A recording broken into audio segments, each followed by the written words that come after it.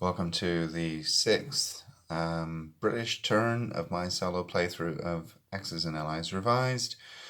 The British bombed the German factory and they rolled a 6, so that really hurt the Germans.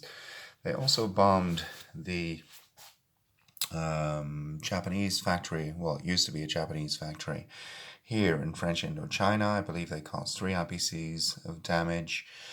That bomber subsequently flew to Egypt, and on the next turn it will probably try and land again in England itself to aid in the bombing campaign against the Axis to wear down their defensive capabilities, because even though they don't have a lot of money left, especially the Japanese, if they just buy a lot of infantry, they still have relatively a lot of defensive power.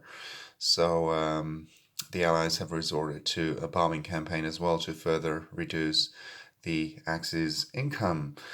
They bought 2 infantry and placed them in India. Actually, turns out it's not really possible anymore for the Japanese, but I was a little bit afraid of an amphibious assault.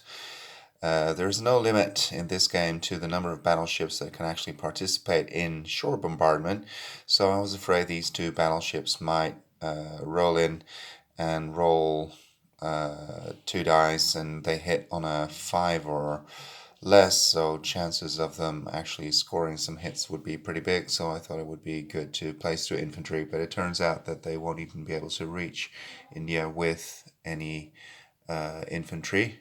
They do have a destroyer, but that destroyer can't carry anything because, well, it can, but it can't reach anything.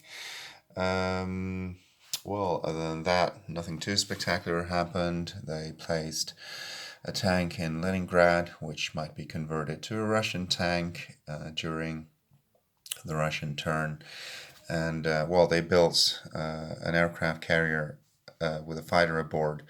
So as if the Germans try to attack them on their turn, that will cost them really heavily, which it should, of course, but they actually want to have something left because the Germans could use the bomber as well, and that is still a pretty potent force. So that's what happened on the UK turn. Thank you for watching.